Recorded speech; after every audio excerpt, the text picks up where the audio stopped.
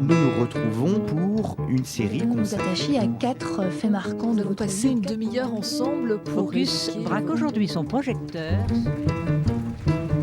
Focus. Une émission de la rédaction de Canal Académie. On retrouve Priscille Laffitte. Bonjour à tous. Camille Saint-Saëns n'était pas seulement le compositeur bien établi que l'on connaît, membre de l'Académie des Beaux-Arts, et auteur d'une musique d'une grande beauté, certes, mais d'un grand classicisme. Il est aussi l'auteur de pièces de théâtre, ce que l'on sait moins, et l'auteur de la toute première musique de film de l'histoire du cinéma, celle composée spécialement pour l'assassinat du duc de Guise, film de 1908, et dont nous fêtons en cette année 2008 le centenaire. Jérôme Rossi, bonjour. Bonjour. Vous êtes docteur en musicologie à la Sorbonne. Vous composez vous-même de la musique pour film ou pour documentaire filmé. Et puis vous vous intéressez de très près à ce rapport entre le son et l'image. Alors avant de commencer cette émission, je vous propose d'écouter un tout premier extrait de cette musique de film, musique de l'assassinat du duc de Guise. On écoute un extrait du 3e tableau.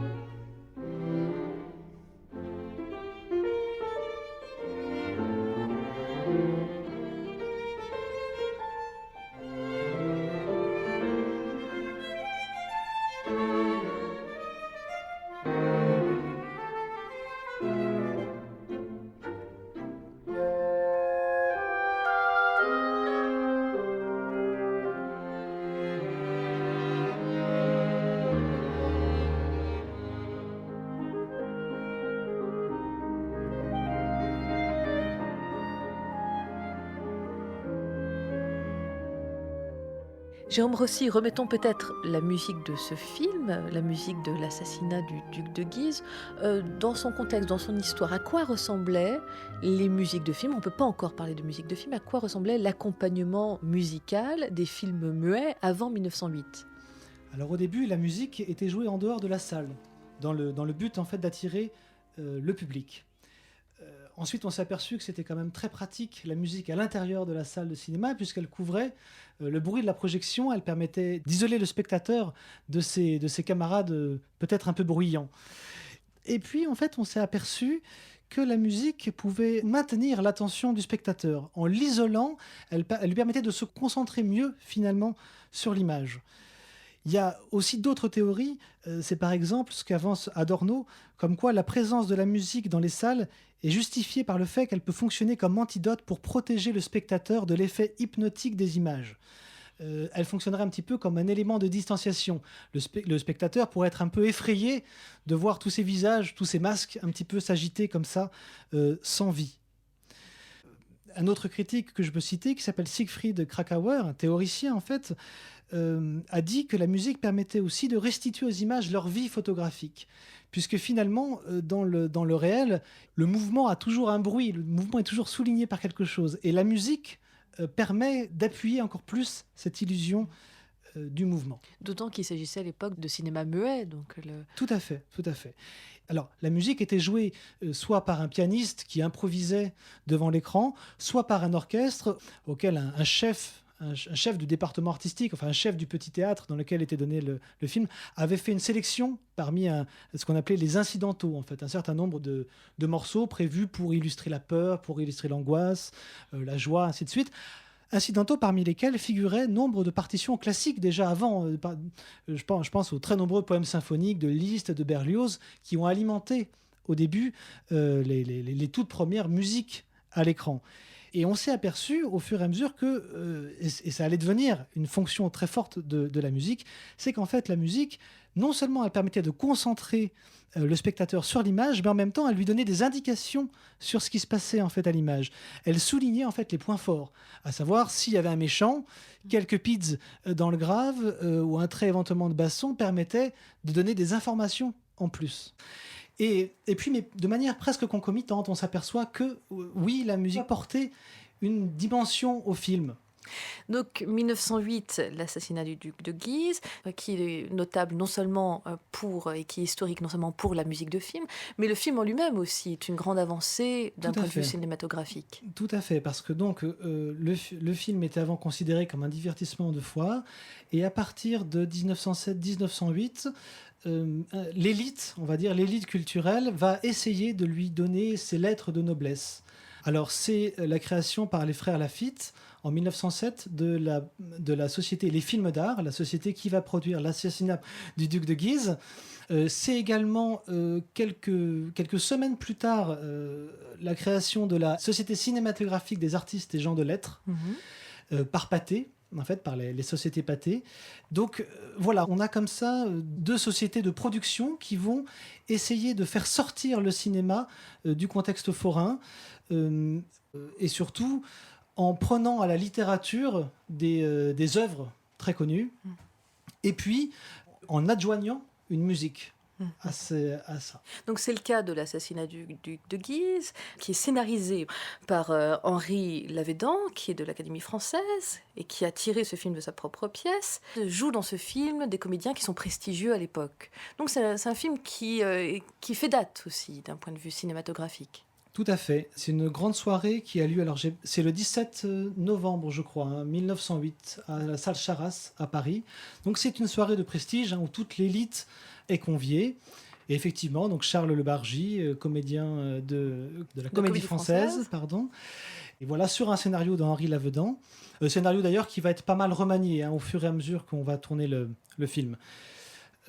Et ce film, qu'est-ce que vous en pensez d'un point de vue...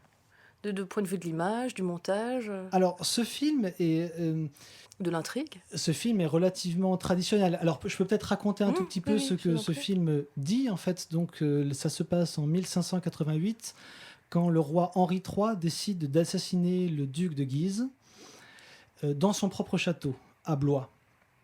Et bon, voilà, en gros, il va réussir à l'assassiner. Et on va découvrir, en fait, à la fin du film, que le duc de Guise complotait contre le roi de France. Donc tout est bien qui finit bien, si je puis dire. En ce qui concerne la manière de filmer, alors ça c'est très traditionnel et c'est assez révélateur des productions de l'époque. C'est rudimentaire. C'est vraiment rudimentaire, c'est-à-dire qu'en fait la caméra, on a l'impression, et c'est ce qui se passe, est fixée sur un siège de théâtre en fait. On est toujours en plan fixe et on change de plan quand on change de scène. À l'exception, et c'est peut-être en cela que ce film préfigure ce qui va se passer après dans le cinéma, et puis le montage par Griffith, la technique de montage.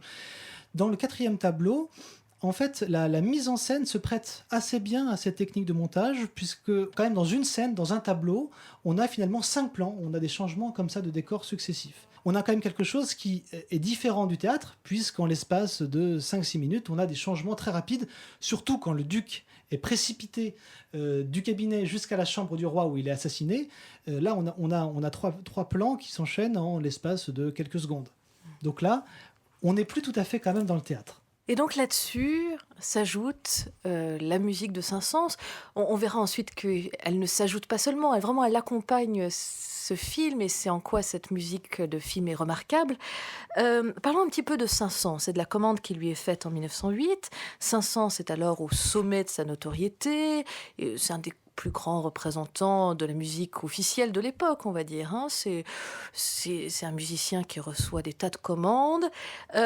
Et puis on en parle un tout petit peu en introduction. Il s'amuse à aller dans des chemins un peu inusités pour les compositeurs. Il écrit du théâtre. Il reçoit une commande de Sarah Bernhardt pour une musique de scène, pour la représentation d'Andromaque. Il commence à voyager aux États-Unis. Enfin bref, il s'ouvre à d'autres arts. Est-ce que cette ouverture, vous pensez, a permis aussi à Camille Saint-Saëns d'être prêt pour une musique de film? Saint-Saëns, sa grande spécificité, et d'ailleurs Debussy disait qu'il aurait dû ne faire que ça, c'est qu'il a vraiment réhabilité, il a eu un rôle énorme dans la musique de chambre. Ouais. Donc c'est vrai que Saint-Saëns restera, je pense, très renommé pour ça. Mais effectivement, déjà il a vécu quand même assez longtemps, il s'est intéressé, je pense, à pratiquement toutes les formes d'art jusqu'à la musique de film. C'est quelqu'un quand même d'assez exceptionnel dans la musique française. Extrêmement D'abord, prolixe. il était extrêmement prolixe. Donc, comme on l'a dit, il a touché à tous les genres. C'était un pianiste virtuose au départ, un excellent organiste. Il a tenu pendant très longtemps l'orgue Cavaillé-Coll de l'église de la Madeleine à Paris. C'était également un très grand admirateur de Liszt. Qui lui rendait bien, Qui d'ailleurs. lui rendait bien, effectivement. Liszt décrivait ainsi Saint-Saëns comme le plus grand organiste au monde. Et Saint-Saëns lui a dédicacé sa plus grande symphonie, la symphonie avec orgue. Saint-Saëns était aussi professeur, puisqu'il a enseigné Fauré et Messager. Tout à fait, c'était un grand professeur. Il était aussi critique musical, hein. Il a publié dans la Gazette musicale, dans la Revue Bleue. Il a aussi été, alors ça c'est peut-être un point de vue assez moderne sur Saint-Saëns, il a été l'admirateur de Berlioz, qui était quand même à son époque quand même assez critiqué, surtout de Wagner aussi, également de Schumann. Je pense qu'il faut aussi retenir de Saint-Saëns, alors certains on peuvent l'accuser de chauvinisme, mais il faut aussi retenir de Saint-Saëns le grand défenseur d'un art français, puisqu'il crée en 1871 oui, c'est ça, c'est 1871, avec Romain Bussine, la SNM, Société nationale de musique. Qui défend la musique française. Qui défend la musique française et, et dont la fameuse devise est Ars Gallica. Voilà. Et grâce à cette société nationale, la nationale comme on l'appelle, il va y avoir un très grand regain à la fois du public et surtout des musiciens pour la musique de chambre. On va vraiment promouvoir ce répertoire et donner beaucoup de concerts. Donc, Camille Saint-Saëns reçoit cette commande qui est très précise, puisqu'il y a de multiples contraintes. Il faut qu'il raconte un petit peu l'intrigue, du moins qu'il l'accompagne. C'est en 5 tableaux uniquement, et le tout est assez court, 18 minutes. C'est relativement court pour Camille Saint-Saëns. Alors, c'est court pour Camille Saint-Saëns, c'est très long finalement pour les films de l'époque, puisque jusqu'à maintenant on était plutôt sur des formats assez courts, 4-5 minutes. Ça fait partie, cette longueur fait partie du processus de légitimation qui caractérise les films de cette époque. On passe d'un cinéma forain à un cinéma culturel, on peut le dire. Et avec ce mouvement-là, les films commencent à devenir de plus en plus longs. On fait appel à des grands auteurs. Et effectivement, la musique joue un rôle dans ce processus de légitimation. Alors parlons de cette œuvre. Quelques instruments seulement, quelques instruments à cordes, un piano et un harmonium, avec un thème principal qu'on va écouter tout de suite. Oui, je précise juste, en fait, ces cordes, bois, il y a la présence d'un corps aussi. Voilà, avec piano. D'accord. Donc, on vous propose... Et harmonium, pardon. Et harmonium. Alors, on vous propose tout d'abord d'écouter un premier thème, le thème principal qui va revenir, qui sont un peu récurrents. Est-ce que vous pouvez nous présenter ce thème ? À quoi il correspond À quoi ressemble cette musique ? Voilà. Saint-Saëns va se plier à une certaine discipline musicale et visuelle, mais la musique reste, ça reste un classicisme, voilà, tout à fait très clair, voilà, musique au demeurant élégante, très bien écrite, très bien instrumentée. Et il va rester fidèle avec un principe compositionnel qu'il suit dans ses propres compositions. Je pense à la symphonie avec orgue, le principe d'un thème cyclique avec un thème qui va revenir. Et c'est vrai que ça, c'est quelque chose qui marche très très bien dans la musique de film, à savoir un thème que l'on va suivre, qui fonctionne un petit peu comme un signal et qui permet aux spectateurs de suivre auditivement l'intrigue. Et qui correspond à un personnage, un peu comme chez Wagner, ou ce sera les trois? Alors là, c'est pas vraiment le cas. Ça pourrait, mais c'est pas vraiment le cas ici. Enfin, moi, c'est comme ça que j'ai analysé l'œuvre. Ici, on a j'ai appelé ça un thème du complot, en fait. Thème principal, thème du complot, et qui va comme ça parcourir tous les mouvements, les 5 tableaux, à l'exception du 3e. C'est le 3e d'ailleurs que l'on a écouté au tout début de l'émission. Ce 3e tableau est exempt de ce thème du complot, mais on le trouve dans tous les autres. Alors Jérôme Rossy, on va écouter le premier mouvement de cette suite pour l'assassinat du duc de Guise. Est-ce que vous pouvez déjà expliquer ce que raconte Oui, premier mouvement de la suite et premier tableau du film.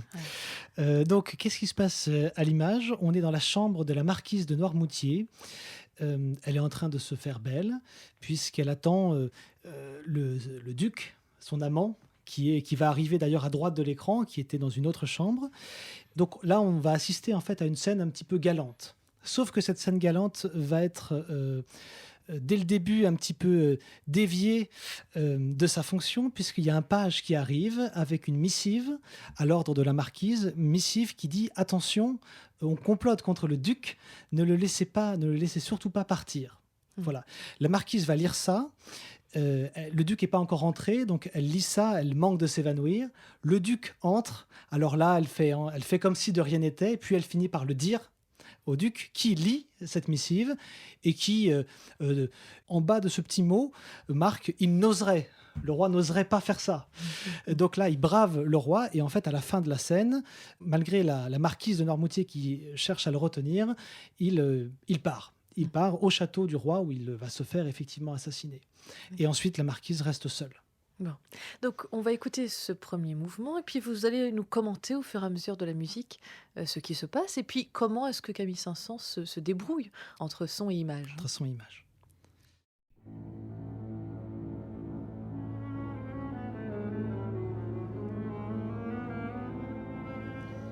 Donc là, à l'image, on ne voit rien. L'écran est noir. C'est une introduction, une ouverture purement musicale. Un petit peu d'ailleurs dans ce qui se passe en musique de scène, la musique est seule.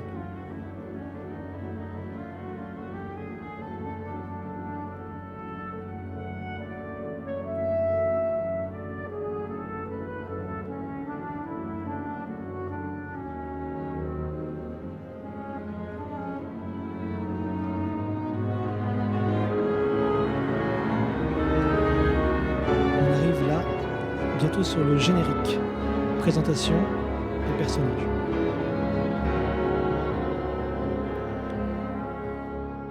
Les bribes thématiques, motiviques que l'on a pu entendre avant préparent le thème du complot que l'on va entendre, mais pas tout de suite encore. On va arriver, là on arrive dans la chambre de la marquise de Noirmoutier et c'est le thème galant que l'on entend.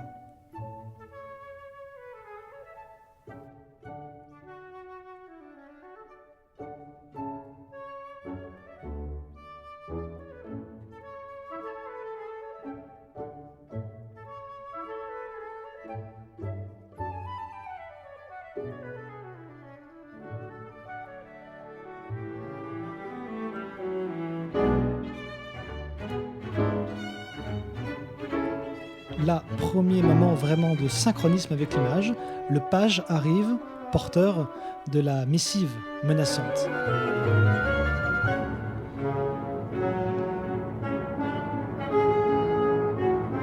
Et là, le thème du complot que l'on entend. Encore.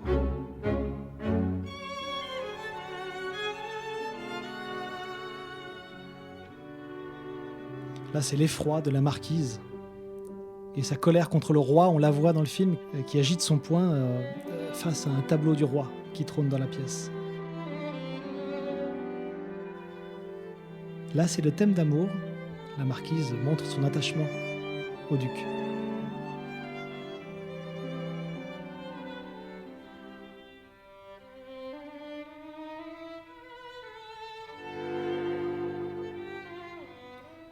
Elle tente de retenir le duc, qu'il ne parte pas comme la missive le marque.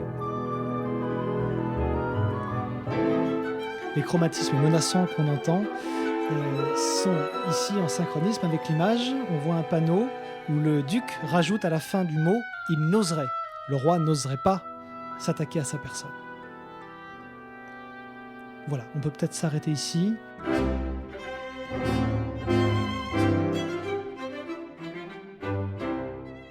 Donc on a eu trois thèmes, un thème galant, un thème du complot et un thème d'amour. Et là, le duc décide de partir. Donc Jérôme Rossi, voici donc le premier mouvement et le premier tableau. Et c'est très drôle en vous écoutant parce qu'on imagine très très bien la scène et surtout on imagine ce film muet qui est forcément un tout petit peu surjoué et où les sentiments sont exacerbés. Et vous le racontiez très très bien. Qu'est-ce qui se passe dans les deuxième et troisième tableaux ? Alors dans le second tableau, cette fois on est dans la chambre du roi, donc du roi Henri III, qui est songeur, qui est soucieux, mélancolique. Donc là, on a à nouveau un nouveau thème, hein, le thème de la mélancolie du roi. Et il discute avec son conseiller et il échafaude son plan d'assassinat avec son conseiller. Et puis, au fur et à mesure, rentrent les gardes qui vont être les acteurs du meurtre, de l'assassinat. Donc ce qui est intéressant, c'est qu'au moment où les gardes arrivent, on entend le thème du complot. Hein, ce thème qui, comme ça, va un petit peu rythmer tout le film. Et puis, à la fin du tableau, le conseiller aperçoit le duc qui va bientôt entrer, il l'aperçoit par la fenêtre. Et là, on a un grand mouvement de joie parmi les gardes qui s'impatientent de montrer leur habileté avec leurs épées. Voilà, on aboutit ensuite au troisième tableau. Là, c'est l'entrée du duc, non pas tout de suite dans la chambre du roi, mais d'abord dans l'espace un peu mondain. Donc c'est le thème que l'on a écouté au tout début. Donc là, on a un nouveau thème, on peut appeler ça un thème mondain, en quelque sorte. Donc là, on a une musique finalement qui n'a pas besoin d'être vraiment à l'image. Et c'est peut-être le seul moment où Saint-Saëns développe un petit peu un thème, on a des petites imitations. Par contre, à la fin, à peu près à 2 minutes, des trémolos dans le grave du piano annoncent le moment où le duc va être appelé pour aller rejoindre le roi dans sa chambre. Donc là, le danger est signifié de manière musicale, de manière très descriptive. Donc on arrive au 4e tableau. Et on arrive voilà, au 4e tableau. Et est-ce que vous voulez bien refaire cet exercice, d'écouter la musique dans vos oreilles au casque, Tout à fait. Et puis vous nous commentez cette musique par-dessus. Là, vraiment, on rentre vraiment dans le vif du sujet avec vraiment la musique à l'image, parce que là, il y a beaucoup de points, vraiment de synchronisme. Et ça montre l'habileté de Saint-Saëns dans cet exercice. Il invente le genre, en fait. En quelque sorte, oui, on peut vraiment le considérer là comme un authentique pionnier. Finalement, entre l'image et la musique, Saint-Saëns se montre plus moderne, plus pionnier de ce que va devenir le cinéma quelques années plus tard. Alors on écoute ce 4e mouvement. Cet accord brutal, c'est l'entrée du duc dans la chambre du roi. Le roi est caché et c'est le conseiller qui l'accueille. Et alors là, on écoute cette musique, Saint-Saëns installe un suspense là, avec une rythmique aux cordes comme ça. Le duc se demande un peu ce qui lui arrive. Le conseiller fait montre d'amabilité auprès de lui et va l'inviter en fait à passer dans l'antichambre du cabinet. En termes de suspense, c'est très très bon. Faut souligner aussi au niveau de l'instrumentation la doublure piano et cordes graves. Donc, le duc va maintenant arriver dans le cabinet, où là l'attendent une compagnie, enfin les gardes qui vont l'assassiner, mais qui pour l'instant plaisantent et font comme si de rien n'était.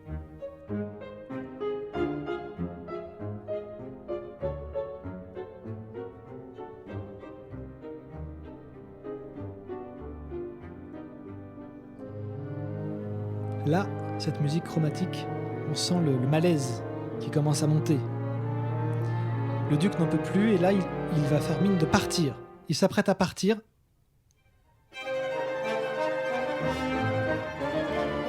Et là, les gardes le prennent d'assaut.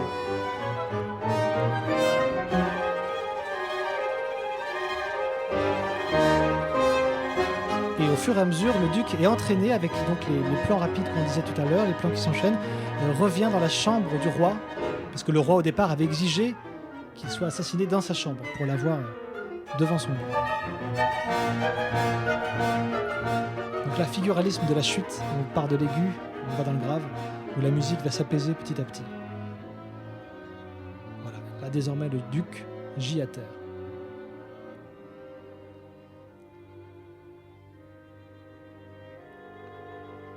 Là, Henri III arrive, sort de sa cachette, il était caché dans son lit, pour s'assurer que le duc est bien mort. Il lui met un petit miroir devant la bouche pour vérifier qu'il ne respire plus. On entend le thème du complot, là.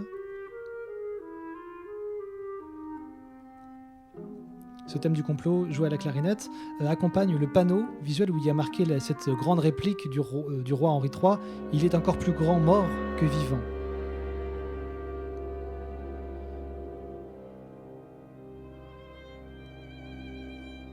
Voilà. On peut terminer là-dessus. Là, c'est le violon qui joue le thème du complot.